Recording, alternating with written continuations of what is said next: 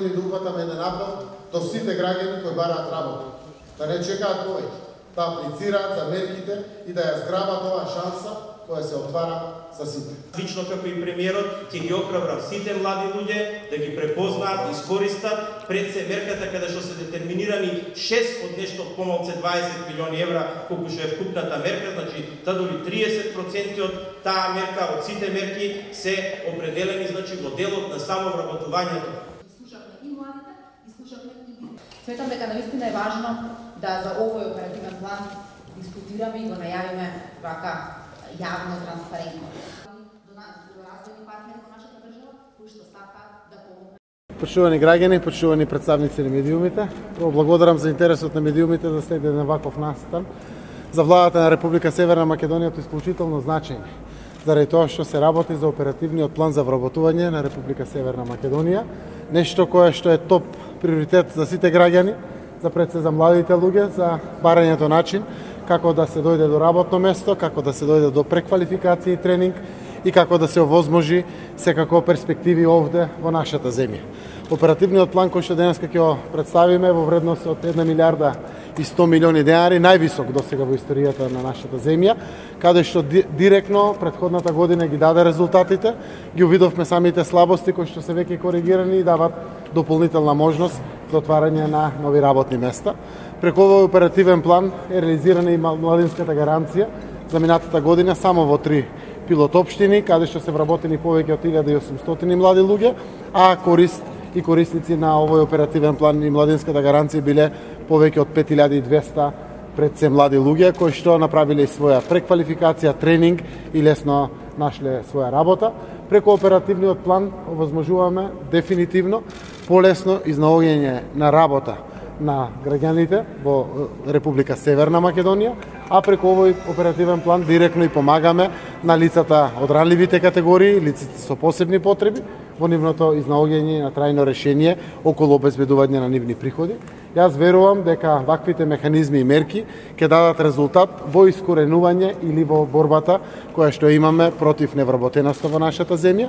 Официјално 90.000 се активни баратели на работа во нашата земја. Јас верувам дека пред се оние механизми кои што оперативниот план за вработување ги дава ќе бидат многу атрактивни за младите луѓе, за да конечно навистина го определат својот начин на живење, можноста да ги решат своите прашања околу екзистенцијата, а со тоа да ги задржиме и тука, да стапат и да се охрабрат да стапат во брак и конечно да своите перспективи ги гледат овде во нашата земја.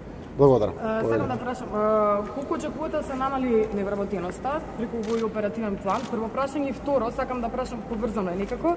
Пред скоро 2 месеци најавивте дека годинава ќе се зголеми уште еднаш минималната плата, законски како што беше во 2017, меѓутоа ниту кажавте која сума, ниту кажавте од кога. Дали сте во комуникација со бизнисот, дали веќе имаме реално бројки и време кога ќе се зголеми минималната плата? Во тек се консултациите, заради тоа што намерата наша нотиравме, да знаат сите, ние сме левоориентирана влада, каде што гледаме да има рамномерна распределба на продуктивноста и доходовноста помеѓу капитал факторот и работниците, со тоа што државата е со намера за зголемување континуирано на минималната плата во Република Северна Македонија. Целта ни е да направиме вкупен ефект на подигањето на платите во државата, преку отварањето на спиралата на платите, ама преку тоа да не наштетиме на бизнисите, односно нивната одржливост.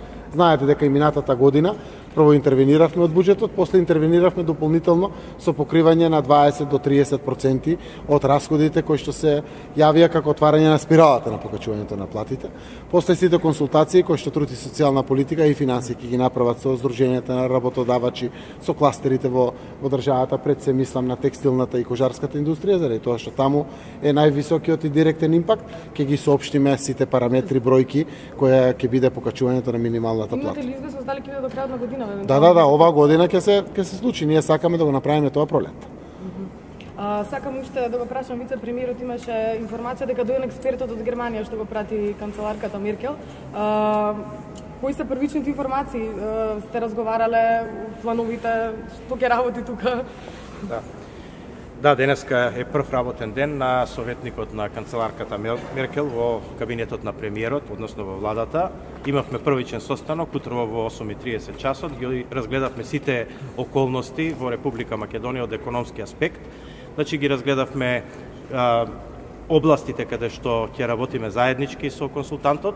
Тие ќе бидат областите кои што ќе обезбедат подобри економски околности за работа во Република Македонија, да ја подобрат во Република Северна Македонија, значи да ја подобрат бизнис климата во Република Северна Македонија, а тоа ќе бидат пред се областите значи на дуалното образование, кое што е база за секоја економија, понатаму привлекувањето на странските инвестиции, подобрувањето на законската регулатива во делот на економијата, како и привлекување значи на странски инвеститори, но истовремено и да обезбедиме колку што е можно повеќе македонски производи да се најдат во пазарите на Европска унија. Значи имавме еден првичен состанок, на тој првичен состанок ја разгледавме широката слика на економијата во Република Македонија и ќе одиме детално, мерка по мерка на значи практично во сите сегменти како ќе биде потребно и како ќе нормално се отвараат прашањата за решавање. Имаше ли првични совети, затоа што предпоставувам дека ја разгледувал македонската економија пред да дојде? Да, првичниот совет е дека Република Северна Македонија сега има еден многу добар моментум на добар глас и добар, како да кажеме, импакт во целиот свет. Значи Република Северна Македонија е една од најдобрите информации и една од ретко добрите информации во светот во последниот период и ние треба да го искористиме тој моментум да ја подобриме економијата, а со тоа и стандардот на живење на нашите граѓани. Премиере, само кратко, околу коалицијата со ДУИ не се појави со една координација и уште едно прашање, дали има политички пазар околу имунитетите на Велјановски и Димовски? Апсолутно не, јас само тоа ќе го потврдам. Денеска детално соопштение, односно изјава ќе даде координаторот на пратеничката група, ние сме транспарентни. Само ќе го кажам она што е заклучокот. Процедурите и правилата мора да важат за секој пратеник подеднакво, без разлика дали е тоа поранешен претседател на собрание или не. Затоа што сакаме на граѓаните да им испратиме порака дека се сите еднакви пред законот. Работата е на правосудните органи, но парламентот, како и досега, во пракса, треба да ја примени сегашната пракса. Изразуваме големо незадоволство и револт. Деталите преку своја изјава ќе ги даде координаторот на пратеничката група. Премиере, дали Заефа, на што се должи тоа што Џафери не го стави на гласање? Координаторот ќе ви ги даде сите одговори, заради тоа што договоривме. Навистина имаме многу настани, јас, неколку министри. Координаторот е тој кој што ќе соопшти сите детали од тоа што се случувало вчера и нашите очекувања за воидни. Премиере, изминатиот период имаше низа закани на социјалните мрежи што се однесува до Кумановската група. Што одржават, односно што владата ќе преземе околу тоа прашање? Закани од Кумановската група према граѓаните? Према случувањето со затворите.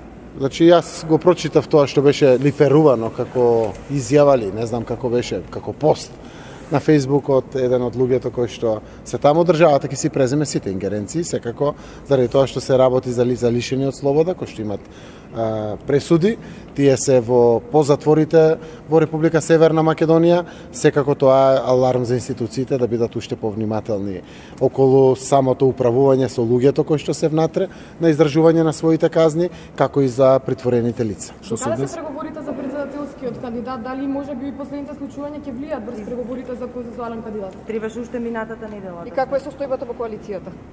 Генерално тоа е нешто ново што се случи. Секако нашите ставови се принципиални, не би навлегувал по детали за тоа во парламентот, уште еднаш повтарам. Координаторот Јован ќе ги даде своите детали и искази околу оваа работа, секако тоа е координирано со сите нас. Процесот на разговори околу заеднички кандидат продолжуваат. Ние утре вечер имаме координација, до утре вечер очекуваме веќе сублимат од сите политички партии околу своји сугестии, околу анализите кои што ги направија, конкретни имиња да сугерират од сите тие анализи, наши споделени со нив, но и самостојно што ги направија.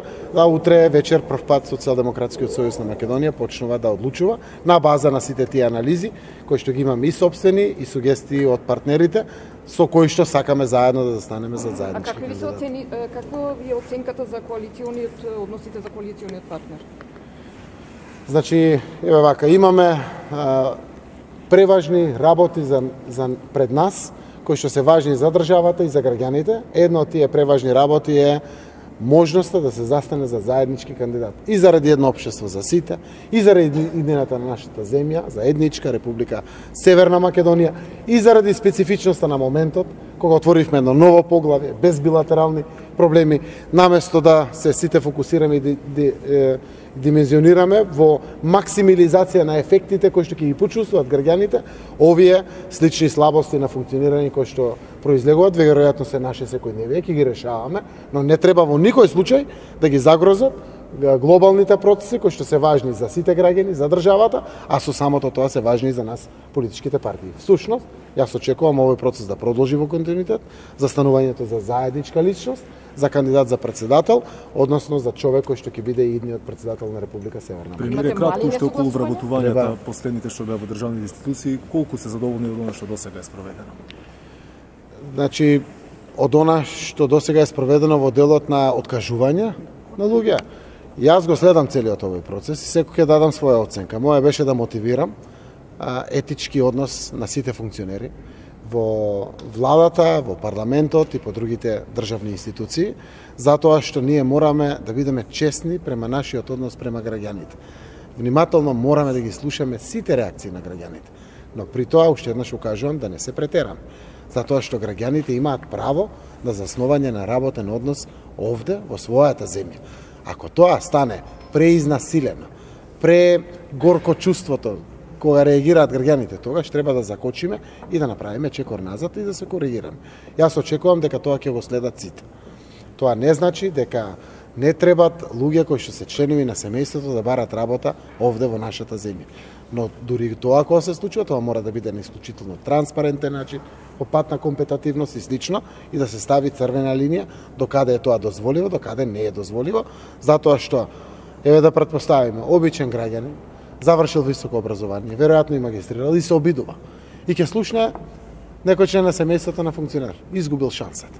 Ќе слушне отпосле дека некој влегол, а тоа било можност и за него за работно место. Мораме да овозможиме на сите граѓани еднаков третман, компетативност и конкурентност во одлучувањето при заснованјето на работен однос, посебно во јавните институции. Јас го очекувам тоа и во приватните институции секако, но посебно во јавните институции. Од тој аспект гледате колку е убавината на транспарентноста, на демократијата.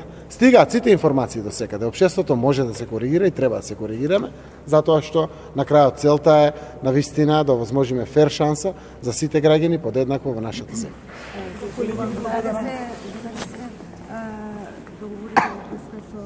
Разговорите од врска со пописот на населението, дали ќе има графа за етничка? Ќе има, усогласивме, ќе има графа за етничка припадност, заради тоа што многу е важно и за помалку бројните заедници. Знаете дека ќе земам ромската заедница во државата, многу малку или поретко го употребува својот мајчин ромски јазик. Ако само јазикот биде делот на графата, тогаш тоа може да доведе под прашање вистинска бројченост на ромската заедница во Република Северна Македонија. Од тие аспекти, како солидарни припадници на поголемите етнички заедници, донесовме одлука, заеднички став изградивме, да го охрабриме и Евростат и Заводот за статистика да има графата за етничка припадност. Благодариме на сите.